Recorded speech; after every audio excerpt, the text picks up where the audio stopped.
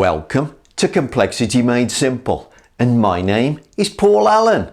And before we get into today's fantastic video newsletter, what I'd like to talk to you about is all the materials that you can purchase to help to support the channel.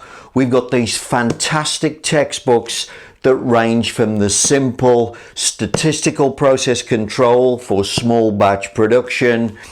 We've got the 7 quality tools for world-class problem solving, which is essentially yellow belt material. Then we move on to design of experiments for 21st century engineers. Every engineer and scientist needs to be able to do design of experiments. And then finally, drink tea and read the paper. The most fantastic green belt handbook you can buy on the market today, full of practical tips and fantastic physics that'll help you become a world-class engineer and a world-class quality engineer. Of course, you can also click on the link to buy me a coffee and make a donation. That would be fantastic. But at the very least, click on subscribe, click on like the video, because it all helps to support the channel. Many thanks for your help, and now on to today's video. Welcome to the latest video.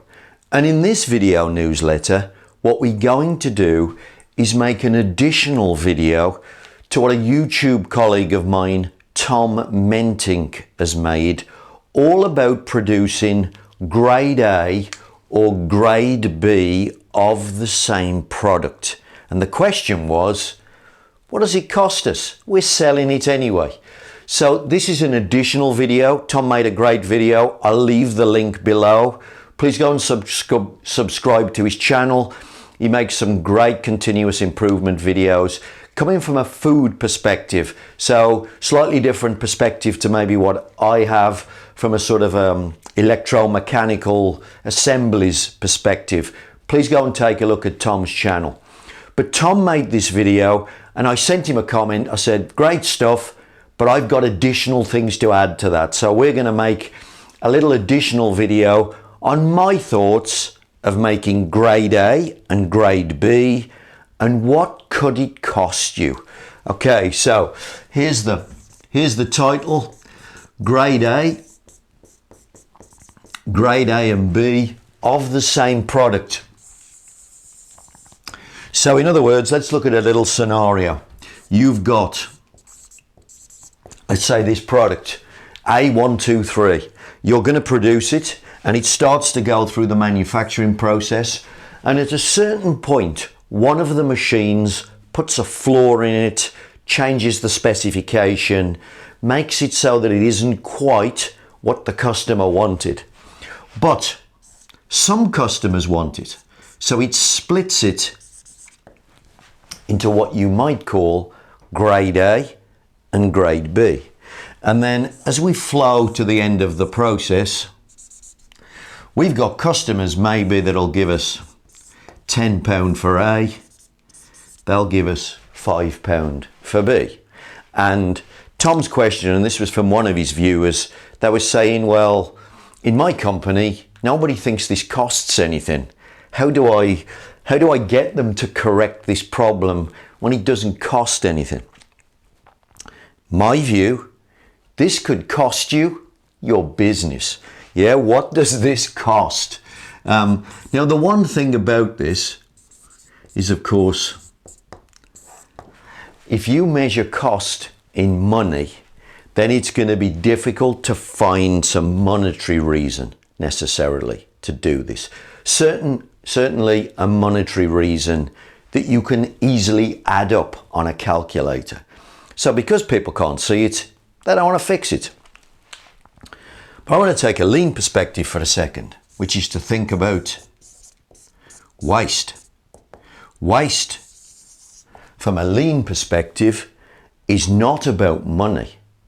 I've got a great textbook on my bookshelves called The Toyota Way Field Book. Now, it's specifically the field book. It's a how-to book, how to implement lean, how to do the workshops, things like that, how to use the tools.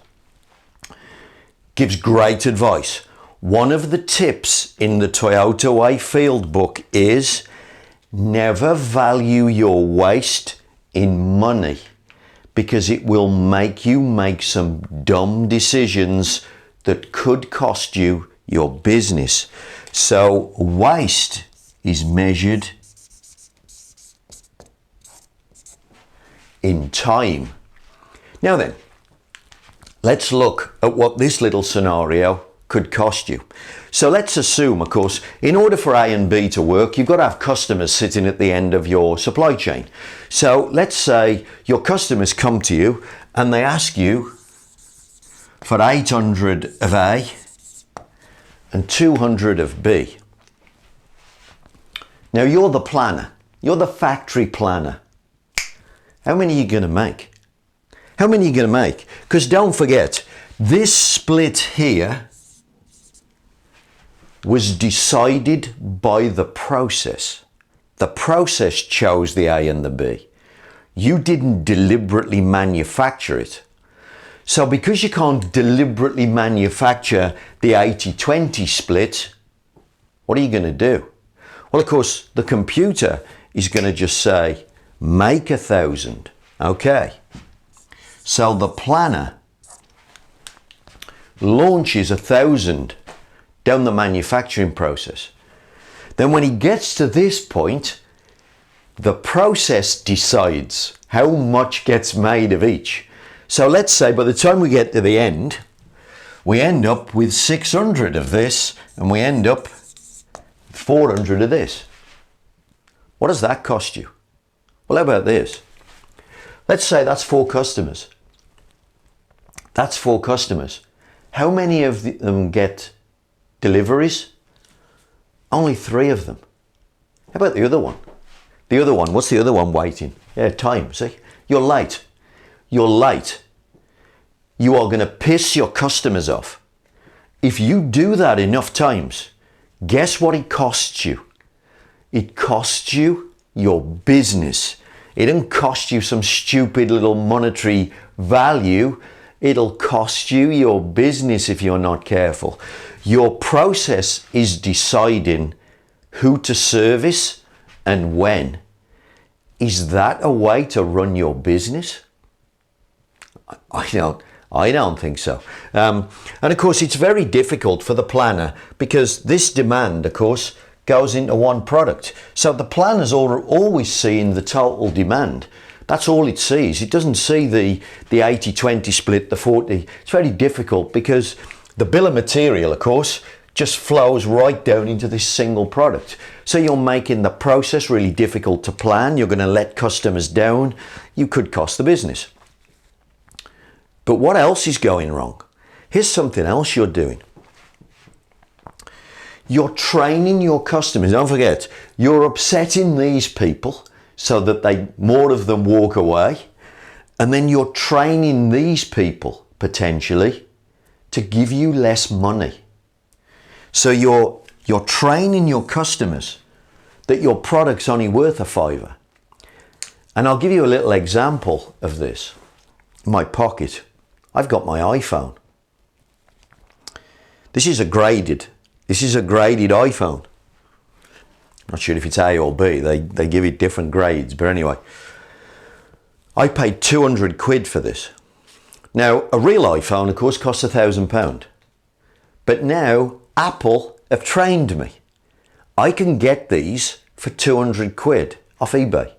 It was brand new when it arrived. It was in the box. Everything was brand new. The box looked like it had never been opened as far as I'm concerned. I've had this phone for about 3 years. It works perfectly well. Whatever the grading was, I can't see it. What have they trained me to do?